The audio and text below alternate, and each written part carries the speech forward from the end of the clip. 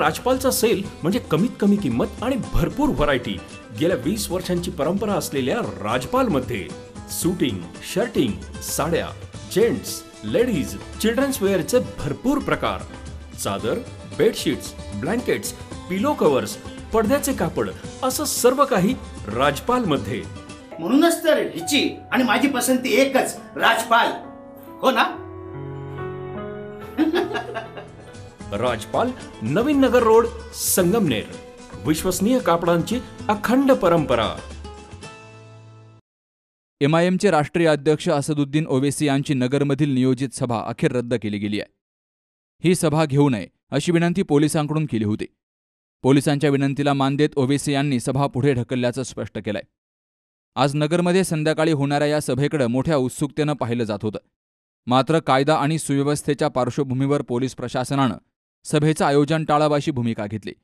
त्यामुळे कार्यकर्त्यांमध्ये नाराजी जरी असली तरी परिस्थिती नियंत्रणात ठेवण्यासाठी हा निर्णय घेण्यात आल्याची माहिती प्रशासनाकडून दिली गेली आहे। जो आपके अहमदनगर के जो IG साहब है, जो SP साहब है, उसके बाद महाराष्ट्र के जो DG साहब है, तमाम ने बैरिस्टर असदुद्दीन ओवैसी साहब को कॉल किया था और उनका रिक्वेस्ट ये था कि असद साहब आप आज की जो आपका ये जलसा है, जो प्रोग्राम है, इसको पोस्टपोन करिएगा। कुछ इंटेल जो है तो इनके पास थी, जिसके आधार पर ये शक था कि अहमदनगर के अंदर हालात ख़राब हो सकते हैं।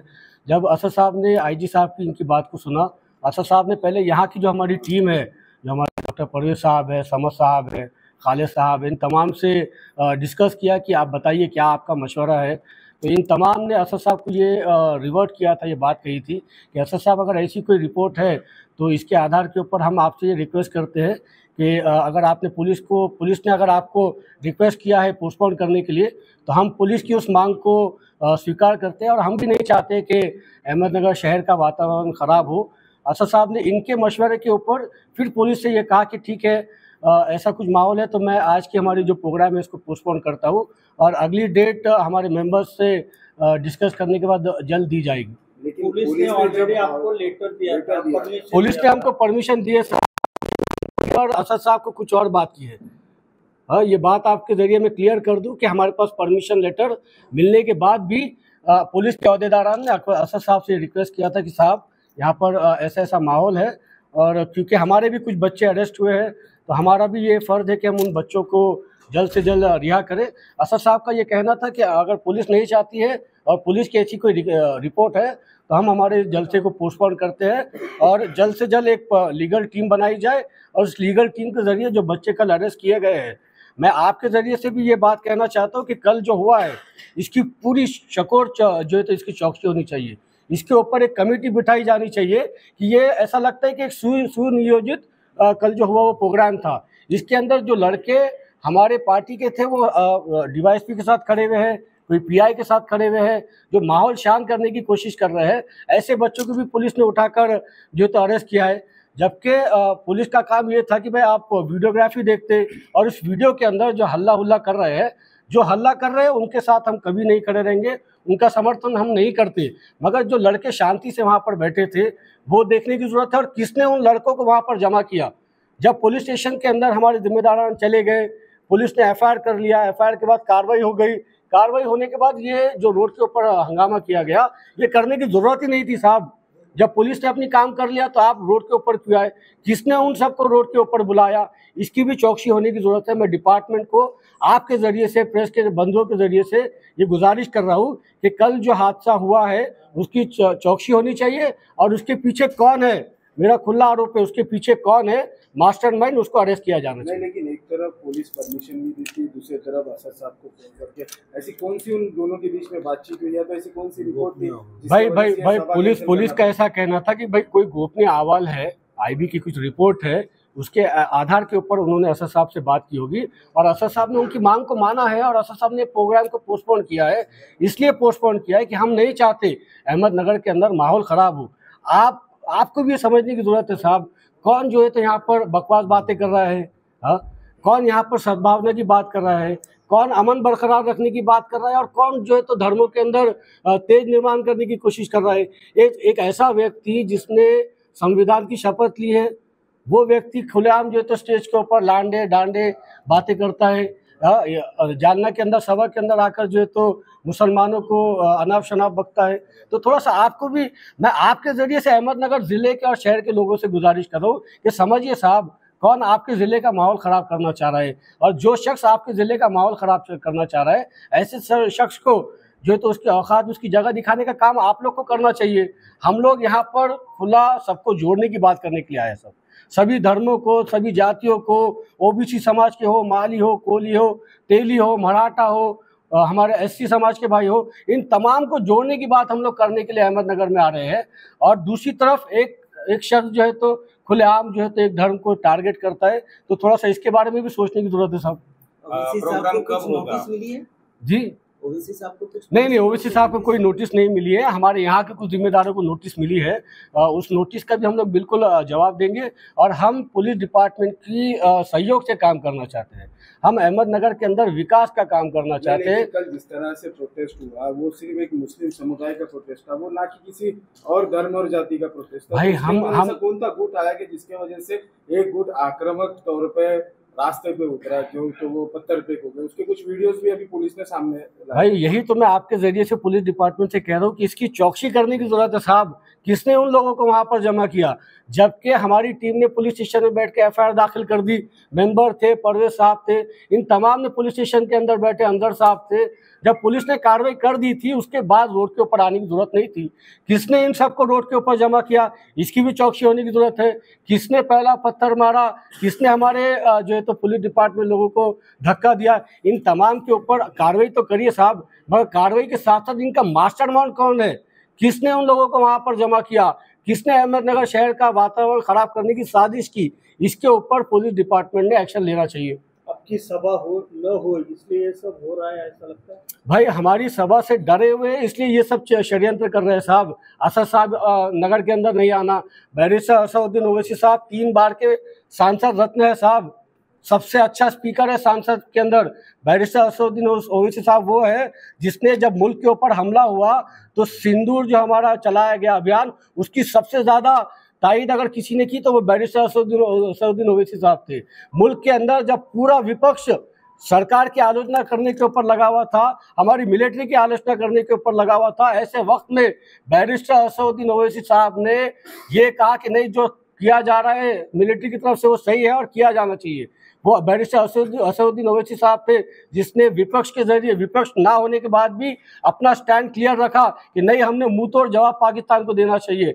वो बैरिस्टर असदुद्दीन ओवैसी साहब थे जिन्होंने दूसरे मुल्कों के अंदर जाकर, सऊदी अरेबिया के अंदर जाकर, कुवैत के अंदर जाकर और भी दूसरे मुल्कों के अंदर जाकर भारत को रिप्रेजेंट किया और कहा कि नहीं, ये पाकिस्तान आतंकवादी मुल्क है और ये हमारे मुल्क के अंदर आतंकवादियों को भेजता है और इसके ऊपर रोक लगाई जानी चाहिए। वो बैरिस्टर असदुद्दीन ओवैसी साहब थे जिसने पाकिस्तान के साथ क्रिकेट खेलने से मुल्क को रोका और कहा खुलेआम कि नहीं, हमें ऐसे लोगों के साथ क्रिकेट नहीं खेलना चाहिए जो हमारे मुल्क के अंदर आतंकवादियों को भेजते हैं।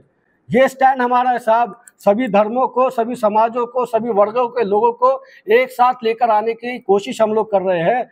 यही कोशिश हम लोग अहमदनगर शहर के अंदर भी करना चाहते हैं साहब।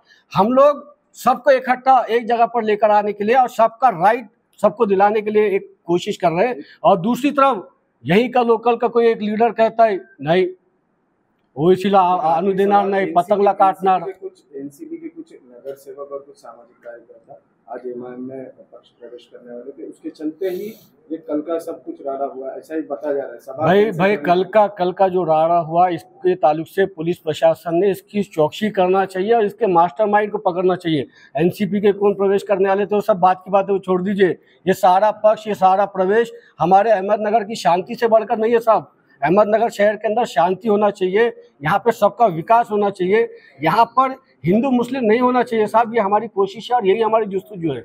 मैं आपके ज़रिए से तमाम हमारे हिंदू भाइयों से जो सेक्युलर माइंड रखते हैं उन तमाम से मैं गुजारिश करूँगी साहब, समझिए आपके अहमदनगर शहर के अंदर, ज़िले के अंदर कौन आग लगाना चाह रहा है ये समझिए साहब। कौन आपके शहर के अंदर दंगल घड़वाना चाह रहा है ये समझिए साहब। आप और हम, हिंदू और मुस्लिम ओबीसी, हम हज़ारों सालों से एक साथ जो है तो अहमदनगर के अंदर, महाराष्ट्र के अंदर, पूरे मुल्क के अंदर शान से रहते हैं साहब। और इंशाल्लाह ज़िंदगी भर हमारी ज़िंदगी गुजर जाएगी, हमारी नस्लें भी इस शहर के अंदर, इस मुल्क के अंदर आप तमाम के साथ सद्भावना से, मोहब्बत से इंशाल्लाह रहेंगे।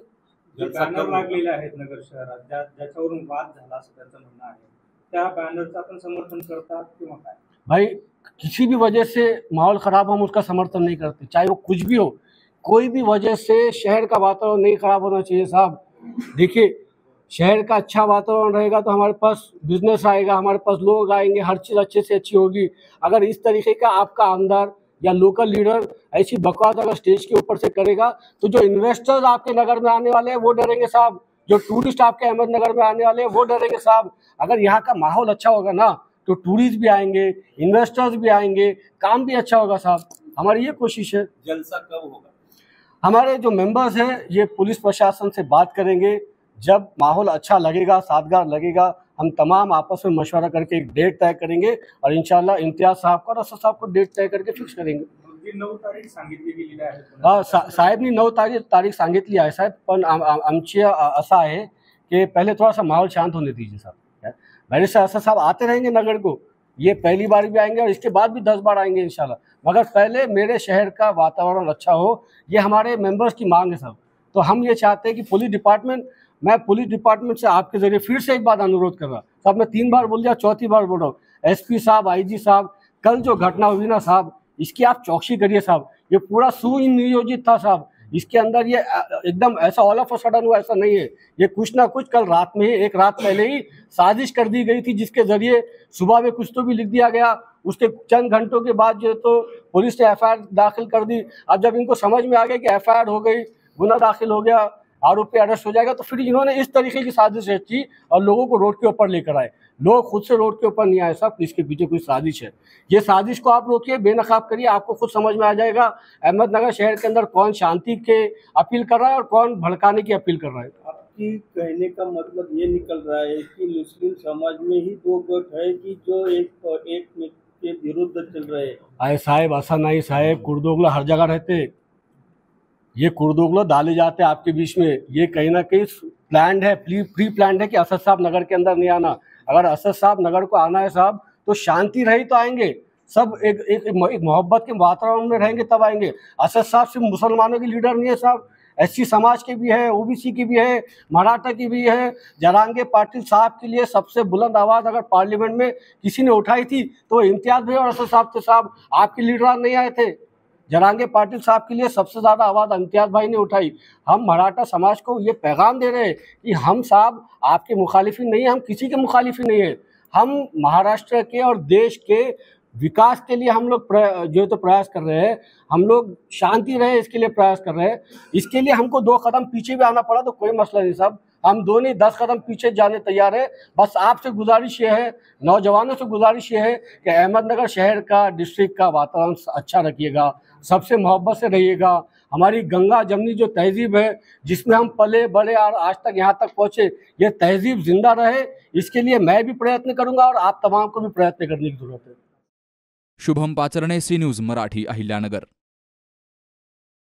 सुनबाई, आजही चहा काल सारखाच बनव। अगं, कोणती नवीन चहापत्ती आणली आहेस का? काय ग, कालच्या चहाचं रहस्य काय आहे? प्रत्येक चांगल्या चहासाठी आवश्यक आहे राजहंस दूध। चहापत्ती तीच, फक्त दूध नवीन। तुम्ही फक्त दूध बदला, राजहंस दूध आणा आणि असा मस्त चहा बनवा।